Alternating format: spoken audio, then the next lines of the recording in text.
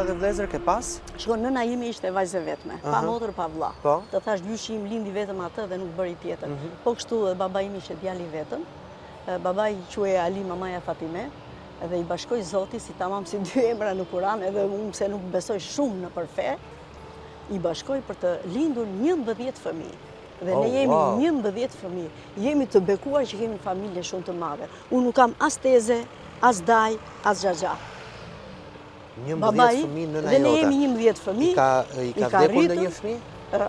Po tani së fundmi kanë ndruar jetë kur ishin në moshë madhore. Jo, flas në kohën. Atëherë i kanë vdekur edhe 2 fëmijë të tjerë. Dhe 2, pra ajo ka bërë 13 fëmijë. Dhe ka qenë një grua jashtëzakonshme, një grua e heshtur, me energji të jashtëzakonshme të brendshme. Unë ja ndjeja, por nuk e kuptoja se isha fëmijë. Ti ke qenë e vogla? Shiko, unë nuk jam e vogla, jam e teta në renditje.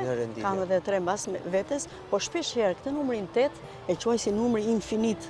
Dhe ky infiniti më del shpesh herë në tru dhe e rivizoj me mendje. Jam fëmija i 8, fëmija e vërtet i bekuar. Si ka mundësi, si është të rritesh në një familje me 11 fëmijë? Është një sakrificë e madhe për prindrit. Të kanë munguar gjëra? Nuk më ka munguar, sepse unë nëse fëmija ka dashuri, ato gjërat e tjera pasaj sfumohen. Sepse ne vërtet jemi rritur me i palë rroba, e kupton? Mamaja ime ka qenë shumë e jashtëzakonshme në mbimbatjen e fëmijëve. E di çfarë bënte Floris atëherë, s'kishte kështu ilaçe siç janë tani këto, si quhen. Detergjentët. Ajo çfarë bënte? Merrte hi, e hidhte në ujë të ngrohtë, e filtronte dhe na lante flokët, dhe ne kur vinim në shkollë na shkëlqente fytyra. Ajo ka qenë një grua jashtëzakonshme me recetat e saj, magnitesh. Po në një herë tjetër, ne do vemi të bëjmë një intervistë në fshatin tim, nëse ti do mundesh. Pas një 2 vitesh, po mbaj shënim, dhe atje do befasohesh dhe do shikosh një super vilë me 14 doma, prej guri që po rindërtohet nga niprit e mi, të cilët kanë qenë në Gjermani dhe janë kthyer. Edhe janë kthyer këtu. Po investojnë. Po investojnë këtu. Atje është energjia e nënës time dhe babait tim, por e shndruar me një super energji. Cila është pika më me energji në Berat? Pika më me energji në Berat është në qark. Maja e Kalas, sipër, lidhe direkt, siç e dini dhe nga Naza, që mos t'i them unë. Janë, nuk e ke lexuar te Naza se çfarë është mali Tomorit? Jo. S'ka mundësi.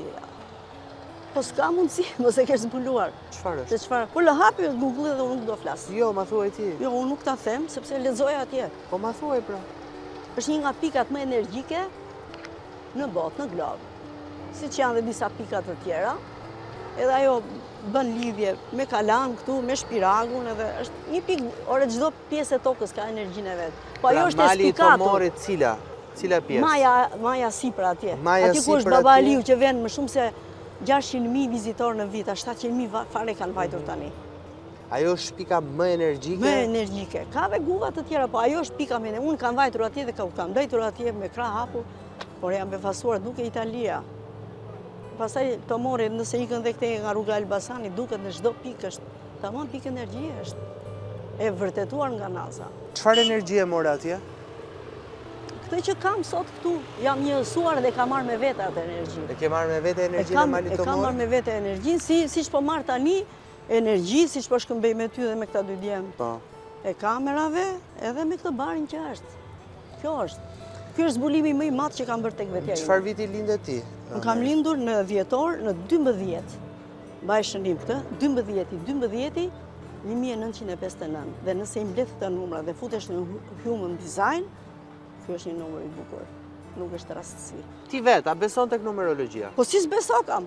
Është matematikore. Si mos të besoj unë, kur 2 dhe 2 bëjnë 4 dhe jemi në muajin prill tani, edhe 4 janë 4 këndët, 4 cepat, në bështet një bazë shumë e fortë. Çdo gjë e ke në jetën tënde të lidhur vetëm me matematikën, vetëm me fizikën? Jo, unë jam njeri shumë social. Edhe nëse kam një rrjetë të madh networku, fal kësaj është. Po ajo është pjesë e brendshme pastaj. Siç ti mund të jesh i lidhur me artin, me letërsinë, me gazetarinë, ku di unë se kush janë punët e tua, edhe unë e kam këtë. Po.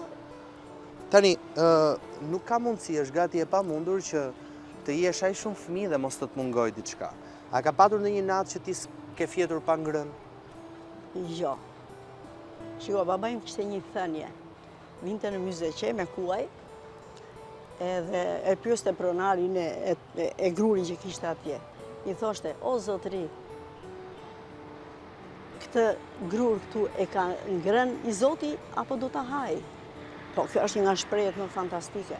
Do me thënë, kjo është bler apo jo? Dhe ai çfarë bënte? Vinte që në vjesht, ose si tani në prill, edhe e prenotonte arën e grurit në Myzeqe, vinte me 3 kuaj, e merrte grurin, sa kujtal i duhej për familjen, në momentin që korre dhe shihej, ai kishte të parapaguar. Dhe ata kanë qenë prindër, po pse them unë që janë prindër të mrekullueshëm, me energji të mirë, sepse ata kanë ditur të organizojnë jetën e tyre dhe pse prunë jetë kaq fëmijë dhe e dinin që shumëfishimi i këtyre fëmijëve do t'i bëheshin krahas, sepse ata ishin të etur, ai thoshte, sigurt kisha një vëlla. Sa vjeç u bën nëna jote, mama? 20 vjeç. 20 vjeç? 20 vjeç. Ka lindur me motër në kohën e luftës, në 39-ën, sipër, vinin italianët edhe bombardonin, edhe ishin futur në pyll. Për të ndjekur Real People, bëni subscribe në kanalin tim të YouTube-it Flori Gjini.